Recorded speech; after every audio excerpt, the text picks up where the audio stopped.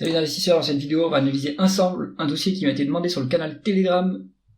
Et vous pouvez le rejoindre via le lien dans le commentaire épinglé de cette vidéo et pensez à vous abonner à la chaîne pour ne pas rater les prochaines analyses. On commence tout de suite avec l'action NewScale Power Corporation. C'est une boîte qui profite, un producteur d'électricité qui profite de la hype sur l'IA indirectement, puisqu'il faut aller électrifier les data centers, il faut fournir l'énergie aux data centers qui sont très gourmands en électricité, et donc on fait appel à des acteurs comme NewScale pour alimenter ces data centers. On regarde le cours de l'action, donc elle n'est pas cotée depuis très longtemps, donc ça va être un peu difficile pour faire l'analyse puisqu'on n'a pas d'historique. On doit avoir un peu plus que 5 ans d'historique, puisque quand il y a une cotation en bourse, on donne quand même 2 à 3 années de résultats, donc on va aller voir ça ensuite.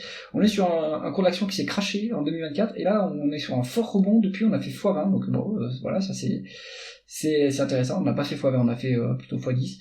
On est est-ce qu'on est sur un léger repli et pour rebondir, on va voir ça ensemble. Alors la croissance de la boîte, on est sur une croissance médiane de 200%, bon bah ça c'est fait. On est sur une dernière année qui a quand même 100% à 93% de croissance. Donc d'où vient cette croissance? Est-ce qu'elle va continuer? Donc c'est le marché des data centers qui drive cette croissance. Donc il faut analyser quelles sont les perspectives pour ce secteur-là. À mon avis, elles sont assez intéressantes. Moi je ne tiens pas compte de la croissance pour valoriser les entreprises. Donc là ça va être difficile puisque en fait c'est typiquement une entreprise de croissance. Donc le point à noter, c'est qu'on a une croissance qui est forte. Elle se stabilise un petit peu, mais elle reste à un niveau élevé. Il n'y a pas d'acquisition sur la période, la boîte est encore petite, on a 5 milliards de dollars de market cap. On va regarder les marges, on n'a pas de marge d'EBITDA, ça c'est intéressant.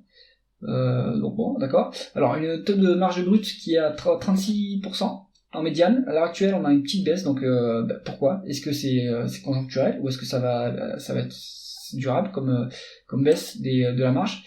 Moi je pense que là c'est en train de rebondir quand même, c'est à 13%, là c'est en train de rebondir. Donc qu'est-ce qui rentre dans les coûts de cette entreprise? Est-ce qu'elle a une forte hausse des coûts qu'elle a pas pu répercuter sur ses prix de vente? Est-ce que c'est un marché régulier à cause des prix de l'électricité? Ça je connais pas assez pour le dire, donc ça va vous faire le taf pour savoir si l'entreprise a la capacité de faire baisser ses coûts ou d'augmenter ses prix facilement. On est sur des pertes, voilà, il n'y a pas de taux de marge nette, donc à mon avis il n'y a pas de taux de marge d'EBITDA non plus, parce qu'on doit être sur des pertes également, des pertes opérationnelles. Donc là ça va rapidement limiter l'analyse. On va continuer quand même avec ce qu'on a. Est-ce qu'on a une conversion des bénéfices nets en free cash flow? De toute façon on n'a pas de bénéfices nets, mais on a des free cash flow qui sont encore pires que ça, donc on a moins de 2 milliards de free cash flow. Donc l'entreprise évidemment elle investit massivement dans son appareil productif à mon avis. Voilà, on est sur le capex cumulé est à 28 millions de dollars, donc en fait c'est pas bon cette donnée à mon avis, donc Coifin n'a pas la data qu'il faut pour pouvoir faire l'analyse correctement. C'est dommage. Donc moi je fais avec ce que je peux, donc bon de toute façon pas de free cash flow, pas de bénéfices, que de la croissance, mais pour l'instant on doit fortement dépenser en capital pour financer cette croissance. Donc on continue avec la rentabilité opérationnelle, il n'y en a pas. On continue avec l'endettement de l'entreprise, il y a de la trésorerie nette, donc elle a dû faire une levée de fonds assez récemment. Et qu'est-ce qu'il nous reste à regarder? On dispose donc du coup il n'y a pas de dividende, ça c'est forcément, puisqu'on est sur une société de croissance. Est-ce que les actions par contre sont en évolution sur la boîte? On est sur une dilution constante.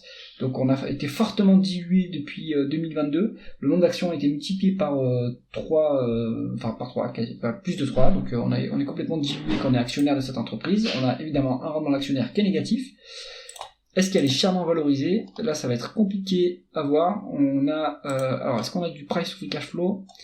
On n'a pas le price earning qui est disponible, on n'a pas de price to free cash flow qui est disponible.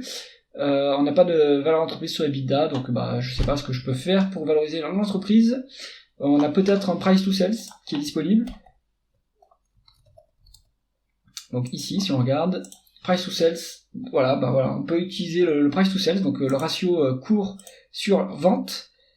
On va essayer de voir s'il y a une médiane sur l'entreprise. On est sur une médiane normalement de 73 pour les ventes, et actuellement on est à 300. Donc est-ce que c'est cher? Est-ce que c'est pas cher? Ça va être la conclusion du dossier. Aucune idée, j'en sais rien. Est-ce que c'est cher ou c'est pas cher? En fait, comme la croissance est énorme, on sait pas le multiple actuel. Il représente les résultats ou les ventes actuelles, mais dans un an, les ventes vont doubler.